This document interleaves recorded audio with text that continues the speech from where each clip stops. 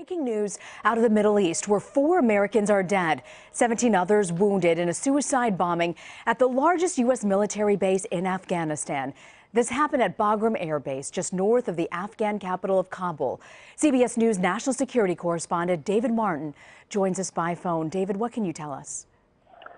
Well, what we know is that the Pentagon has confirmed that 2 American service members and 2 American contractors were killed by a suicide bomber at Bagram Air Base, and another 16 U.S. service members plus 1 Polish soldier were injured, and we don't know yet the severity of those injuries.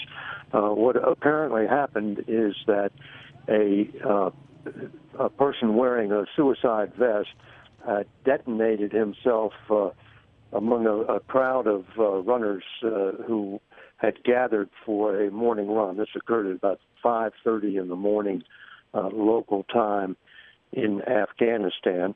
The Taliban have claimed credit for the attack.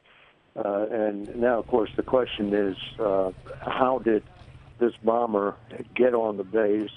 How did the explosives that were packed in that vest get on the base? And that will take an investigation to determine. But there are a large number of Afghan people who work on the base as contractors.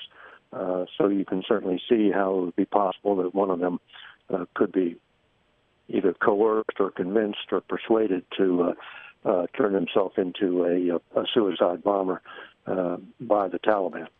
David, any word from military officials as to whether or not they were concerned that something like this could happen? I'm just curious about the timing of this. Are they concerned about this particular moment as to why it happened? Well, the Taliban, in their claim of responsibility, also said this had been in the works for 4 months. So that doesn't sound like something that could have been ginned up in the last few days to take advantage of any events anyplace else in the world. Most of these attacks usually turn out not to be related to anything that happened the day before or in close proximity, just because of the time it takes to the Taliban or whoever the terrorist group is to put these attacks together. Our David Martin reporting. Thank you very much, David, for your time. Sure thing.